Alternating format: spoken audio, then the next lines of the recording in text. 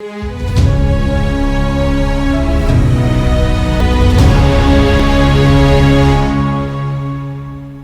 दोस्तों, राजनीति की बातों में आपका स्वागत है। मैं हूं आपका दोस्त धर्मेंद्र कंवारी और आज हम जिस हलके के बारे में बात करेंगे दोस्तों, उसका नाम है राई। राई हलके की राजनीति कोई राई का पहाड़ नहीं है दोस्तों, बल्कि ये चौधरी रिज्जक राम का आप इसको पैतृक इलाका कह सकते हो। अब तक यहाँ 16 चुनाव हुए हैं और इनमें से 7 चुनाव अकेले चौधरी रिज्जक राम और उनके बेटे जयतीर्थ दहिया जी ने जीते हैं। और इस हलके से सर्वाधिक बार विधायक बनने का जो रिकॉर्ड है वो चौधरी रिज्जक राम जी के नाम है। वो 5 बार यहाँ से विधायक रहे हैं। राई हलके में अब इंडस्ट्री आ गई है और बाहरी वोटरों का काफ़ी दखल बढ़ गया है, इसलिए अब यहाँ जो चुनाव है वो काफ़ी महंगे होते जा रहे हैं। और राय गोत्र के लोगों की वजह से इसका नाम कहते हैं कि राई पड़ा था। दिल्ली के रास्ते में पड़ने की वजह से जो राह है या राही है, उसके नाम से भी राई होने के अनुमान लगाए जाते हैं। अगर राई विधानसभा क्षेत्र के चुनावों की आप बात करें तो 1952 के चुनाव से लेकर आज तक ये हलका राई के नाम से ही जाना जाता है। यहाँ से 1952 में चौधरी रिज्जक राम दहिया जी कांग्रेस के उम्मीदवार थे और उन्होंने जमींदारा पार्टी के चौधरी टीकाराम जी को हराया था। 1957 में कम्युनिस्ट पार्टी के हुकम सिंह जी ने कांग्रेस के चौधरी रिज्जक राम दहिया जी को हराया था। 1962 में चौधरी रिज्जक राम जी ने हरियाणा लोक समिति के नफे सिंह जी को हराकर वो विधायक बने और 1967 में भी चौधरी रिज्जक राम जी यहाँ से जीते और उन्होंने आजाद उम्मीदवार बनवारी लाल को हराया। इसके बाद वो राज्यसभा में चले गए और चौधरी रिज्जक राम ने 1968 का विधानसभा चुनाव नहीं लड़ा। कांग्रेस ने जसवंत सिंह चौहान को मैदान में उतारा और दलपत सिंह को हराकर वे विजयी रहे। 1952 में चौधरी रिज्जक राम और जसवंत सिंह चौहान फिर से आमने सामने आए और दोनों ही कांग्रेसी थे, लेकिन चौधरी रिज्जक राम जी संगठन कांग्रेस के प्रत्याशी थे और जसवंत सिंह जी इंदिरा कांग्रेस से ताल ठोक रहे थे। जीत चौधरी रिज्जक राम के हिस्से में आई।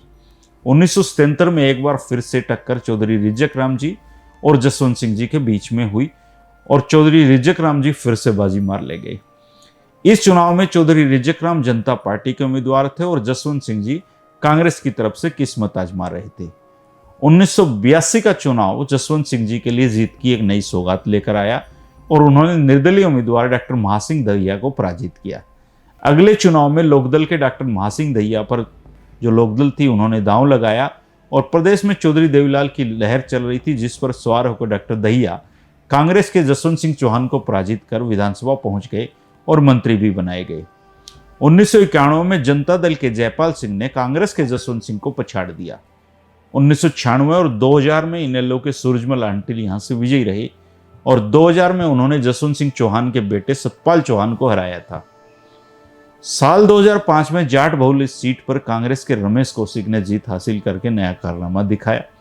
2009 और 2014 में कांग्रेस के जयतीर्थ दहिया जी दोनों बार इनेलो प्रत्याशी इंद्रजीत को पराजित करके विधायक बने।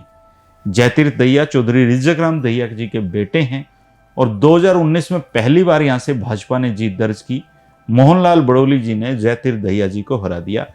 जयतीर्थ दहिया जी इन दिनों बीमार चल रहे हैं, उनको डिस्क की प्रॉब्लम है।